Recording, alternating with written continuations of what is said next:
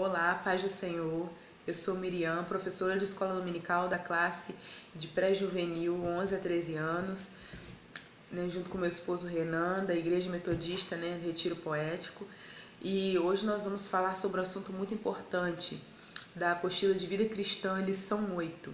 E o tema é morte e visão bíblica, Qual é a visão bíblica sobre isso? Algo que deveria ser natural, mas mesmo sendo algo natural, amedronta tanta gente, Então nós vamos falar sobre esse assunto. E quero frisar, que existem dois tipos de morte. A morte física, que é aquela, quando a gente sofre algo ou acontece algo com a gente e nosso corpo para de funcionar, então é quando não há mais vida em um corpo, e que acaba se colocando a pessoa no caixão e enterrando aquele corpo. E a morte espiritual, que acontece quando nós temos um relacionamento com Deus e por conta do pecado, nós vamos nos afastando de Deus sem o arrependimento, e isso acaba causando uma morte espiritual, Eu acredito que a morte espiritual também seja até mais grave do que a morte física, porque a morte espiritual, com o tempo, por conta do pecado, você vai deixando de ter esse relacionamento com Deus e por falta de arrependimento, possivelmente lá na frente você vai acabar tendo uma morte física. Então, eu acredito que seja até mais grave do que a morte física em si. E o maior exemplo que a gente pode falar, sobre isso é sobre Saul, o rei Saul. Mesmo sendo o rei escolhido por Deus, Deus dá uma ordem para ele ir em tal cidade, matar todos daquela cidade, os reis, gados, tudo. E chega lá, ele pega o gado, os melhores novilhos, as ovelhas, e diz que vai oferecer a Deus. Só que Deus tinha dito para acabar com tudo, e ele não faz isso. E por conta disso, a punição dele foi Deus tirar todo o reinado dele, o amor que estava sobre ele saiu, a presença de Deus que estava sobre a vida dele acabou saindo dali. Ele virou um homem muito atormentado. Ele não se arrependeu disso, muito pelo contrário, ele continuou dando uma desculpa para o pecado dele, que tinha sido a desobediência, dizendo que sacrificaria aqueles animais ao Senhor, sendo que Deus não pediu sacrifício. E ele até diz que prefere a obediência que o sacrifício. Então Saul não se arrependeu e por conta disso lá na frente Saul se mata, Então, por falta do arrependimento, a presença de Deus saiu da vida dele a ponto dele ficar atormentado e mais na frente se matar. Então, por isso que eu digo que a morte espiritual talvez seja o início aí de algo muito pior. Então, se não haver arrependimento, consequentemente, lá na frente você vai ter uma morte física. E não vale a pena a gente viver uma vida de pecado, até porque Jesus já morreu a nossa morte para que a gente pudesse viver a vida dele. Então, Jesus morreu por nós que não merecíamos. A Bíblia diz que o salário do pecado é a morte. Então, a gente merecia a morte, mas Jesus, com todo o seu amor, como diz lá em João 3,16, todo o amor de Deus por nós, ele enviou seu Filho unigênito para que todo aquele que nele cresce não perecesse, mas tivesse vida eterna. Eu entendo que esse perecer que a Bíblia diz é de fato o perecer eterno, tanto que ele diz para que não pereça, mas tenha vida eterna. O que ele quer dizer com isso? Ele quer dizer que se eu creio nele, eu não vou ter uma morte eterna, eu não vou ter um tormento eterno no inferno, muito pelo contrário, ainda que eu morra, eu vou viver. Lá na frente nós vamos falar um pouco sobre isso. Então, Deus envia seu Filho para morrer por nós. Então, a Bíblia diz que ele já levou consigo todo o pecado. Então, não tem por que mais eu pecar. Se eu acredito nele, confio nele e vivo por ele, eu entendo que eu não preciso mais pecar. Jesus já morreu pelos meus pecados, já perdoou os meus pecados. E o pecado na minha vida, na vida do cristão, tem que ser um acidente. Eu pequei, então logo eu me arrependo, peço perdão ao Senhor, como Davi, né? Davi pecou e logo ele reconheceu que os seus ossos estavam definhando por conta do pecado, então ele se arrependeu daquilo que ele tinha feito amargamente. Então, nós precisamos entender que quando a gente peca, ainda que seja, né, por acidente, que tem que ser um acidente, mas às vezes sem a intenção de pecar, nós devemos pedir perdão ao Senhor, entender que Ele nos perdoa e não voltar a pecar novamente. O pecado tem que ser um acidente, não pode ser algo rotineiro na nossa vida, que todos os dias ou que em todo momento a gente faz, às vezes até mesmo o mesmo pecado. Então, para que isso não se torne uma iniquidade, que é você pecar várias vezes, né, na mesma situação, sabendo que é pecado, você continua pecando e aquilo se torna normal para sua vida. Sabemos que não é essa a vontade de Deus, porque o pecado vai nos afastar dele, vai nos afastar de um relacionamento com ele, e isso vai trazer morte para a gente. Então não é esse o desejo de Deus. E como disse lá em João 3,16, que todo aquele que nele crer não vai perecer, mas terá a vida eterna. Se eu creio em Jesus e morro, o que acontece comigo? Você já parou para pensar? Se nós que cremos no Senhor morremos de alguma forma, ainda que não seja de velhice ou por um acidente ou qualquer outra circunstância, o que acontece com a gente? Você já parou para pensar? Eu sei que essa é a sua dúvida, porque eu também tinha dúvida sobre isso. E eu aprendi aqui, através da Bíblia, o que acontece com a gente. Então, vamos lá. Em João 11:25, diz assim: Disse-lhe Jesus, eu sou a ressurreição e a vida. Aquele que crê em mim, ainda que morra, viverá. Então, nós acreditamos que ainda que o nosso corpo físico morra, nós viveremos eternamente com o Senhor, porque nós cremos em Jesus. Como ele disse lá em João 3,16, aqui em João 11:25, ele também fala sobre isso, que ainda que nós venhamos a morrer, se nós cremos nele, viveremos. Então, se nós morremos, mesmo que morremos com Cristo, para onde nós vamos? Você já parou para pensar nisso também? Eu também. Então vamos lá. Em Lucas 16, do 19 ao 31, conta uma história que talvez muitos aqui já tenham conhecido, até vocês mesmos já devem ter visto em série, em filme, qualquer outra coisa assim, que fala sobre dois homens. E eu vou ler para vocês aqui. Lucas 16, versículo do 19 ao 31, que fala da história de Rico e Lázaro. E diz assim: havia um homem rico que se vestia de púrpura e de linho fino e vivia no luxo todos os dias. Diante do seu portão fora deixado um mendigo chamado Lázaro, coberto de chagas.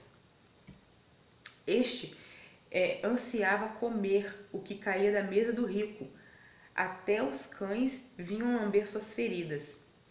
Chegou um dia em que o mendigo morreu e os anjos levaram para junto de Abraão. O rico também morreu e foi sepultado.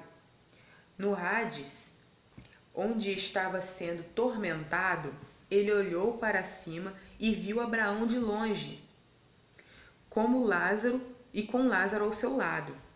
Então chamou: Pai Abraão, misericórdia de mim, manda que Lázaro molhe a ponta do dedo na água e refresque a minha língua, porque estou sofrendo muito neste fogo. Mas Abraão respondeu: Filho, lembre-se que durante a sua vida você recebeu coisas boas, enquanto Lázaro recebeu coisas más. Agora, porém, ele está sendo consolado aqui e você está em sofrimento. Além disso, entre vocês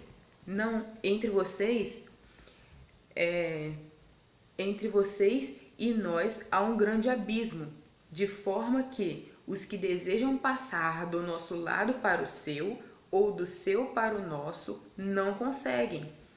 Ele respondeu: Então te suplico, pai, manda Lázaro ir à casa de meu pai, pois tenho 5 irmãos, deixa que ele os avise, a fim de que eles não venham para este lugar de tormento?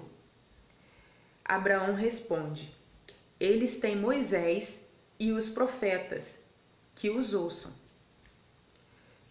Não, pai Abraão, disse ele, mas se alguém dentre os mortos fosse até eles, eles se arrependeriam. Abraão respondeu: se não ouvem a Moisés e aos profetas, tampouco deixarão convencer ainda que ressuscite alguém dentre os mortos. Então, o que acontece? Eu fiz um desenho aqui para ilustrar o que essa passagem diz. O que essa passagem está dizendo? Rico estava aqui, né? Infelizmente, no inferno, né? Entre onde Lázaro estava com Abraão, ele estava aqui, no seio de Abraão. Rico estava aqui, no Hades, e Lázaro estava no seio de Abraão. Entre eles estava esse abismo, que ele diz lá, que não teria como passar daqui para cá e daqui para lá. Então, para onde nós vamos, sendo nós cristãos, quando nós morremos? Se nós cremos em Jesus e nós somos salvos, nós vamos para o seio de Abraão, aonde a Bíblia diz que Lázaro estava. Mas se, porventura, for alguém que não crê em Jesus, que não é cristã, ela vai para cá, para o Hades, onde Rico estava. Então o inferno, né, ali a antessala do inferno, o abismo, o seio de Abraão, onde estão os cristãos que morreram, e depois que vem o paraíso. Mas o que acontece com essas pessoas que estão aqui, né, esperando, dormindo, como a Bíblia diz? É o que eu vou ler para vocês aqui agora. O que vai acontecer quando Jesus voltar? Então, quando Jesus voltar, essas pessoas cristãs, né, que creem em Jesus e que estão aqui em descanso, né, elas ressuscitarão e irão com Jesus, né, para o paraíso. E as que foram para o abismo, como o rico, vão continuar lá, infelizmente. Mas eu vou ler aqui para vocês para ficar mais claro e vocês entenderem. 1 Tessalonicenses 4,13. Você pode ler também na sua versão para você entender melhor, porque às vezes cada Bíblia, né, tem uma versão e às vezes até alguma mais fácil de entender, né, e é interessante a gente fazer essa troca aí para a gente saber o que está dizendo. Então, o que vai acontecer quando Jesus voltar com essas pessoas? Aquelas que tiverem onde Lázaro estava e onde Rico estava. Então, em 1 Tessalonicenses 4:13, do 13 ao 17, diz assim: a vinda do Senhor. Irmãos, não queremos que vocês sejam ignorantes quanto aos que dormem. Os que dormem significa aqueles que estão no seio de Abraão, todos que morreram com Cristo. Ignorantes quanto aos que dormem, para que não se entristeçam com os outros que não têm esperança. Se cremos que Jesus morreu e ressurgiu, cremos também que Deus trará mediante Jesus com ele aqueles que nele dormiram. Dizemos a vocês pela palavra do Senhor que nós que tivemos vivos e que tivermos vivos, os que ficarmos até a vinda do Senhor, certamente não perecemos os que dormem, pois dada a ordem com a voz do arcanjo que ressoou, a trombeta de Deus, o próprio Senhor descerá dos céus e os mortos em Cristo ressuscitarão primeiro. Depois que nós estivermos vivos, seremos arrebatados. Nós, os que estivermos vivos, seremos arrebatados com eles nas nuvens, para o encontro com o Senhor nos ares, e assim estaremos no Senhor para sempre. Então, voltando ao desenho aqui,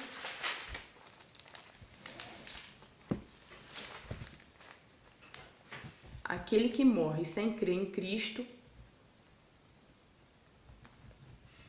vai para o inferno. E aquele que morre com Cristo, crendo nele, sendo o único e suficiente Salvador da sua vida, ele vai para o seio de Abraão. E lá, como a Bíblia diz, ele dorme. Então, ele descansa, ele espera até a volta de Jesus. E quando Jesus voltar, esses que estão aqui no seio de Abraão ressuscitarão primeiro, e esses sim, né, serão julgados para entrar no paraíso junto com todos que foram arrebatados. Aqueles que morreram sem Cristo já irão direto, já estão em tormento. Então, aí eu acredito que nós seremos julgados para ir para o paraíso. Com certeza nós iremos ser provados em nossas obras, em tudo aquilo que nós fizemos aqui, que de alguma forma não faz com que a gente perca a nossa salvação, mas vai dizer aí quem vai ganhar, né, o galardão, a sua, né, importância também quando for para o paraíso com Jesus. Então, aí agora eu te faço uma pergunta, né? Depois de tudo isso que você, né, ouviu, você tem medo da morte? Talvez se eu não soubesse disso tudo aqui, eu teria. Mas nós sabemos que nós que cremos no Senhor Jesus, que confessamos Ele como o único e suficiente Salvador da nossa vida, nós sabemos que se nós vivemos, é por Ele. Se morremos, também morremos com Ele. Em algum momento nós iremos morar com Ele para sempre. Então nós não devemos ter medo da morte.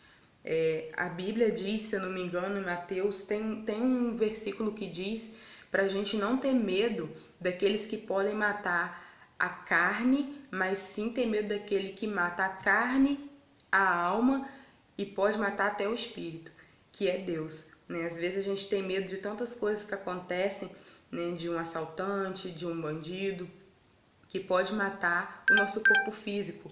Só que ele não tem poder para matar a nossa alma, o nosso espírito, só Deus. Então, nós como cristãos, nós não devemos ter medo da morte. Mas a gente tem que pedir ao Senhor para trazer paz ao nosso coração quanto a isso e entender que tudo, para nós que somos cristãos, tudo em nossa vida está nas mãos dele, inclusive a nossa vida.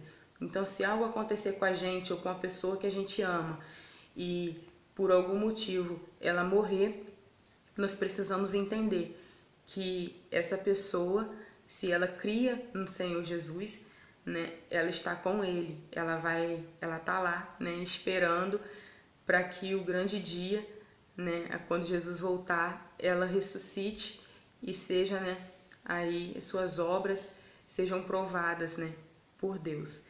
Então nós não devemos ter medo, né, da morte, mas crer que pelo Senhor Jesus, como Ele, né, já morreu, né, a nossa morte para que a gente tivesse a vida dele e vida em abundância, nós precisamos crer que ainda que a gente morra, nós vamos viver e viver eternamente com o Senhor.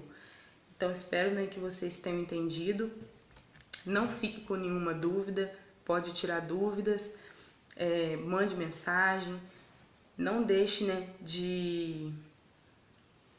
não deixe de tirar dúvidas se você não entendeu alguma parte. Vamos estar à disposição, né, para você estar tirando as suas dúvidas.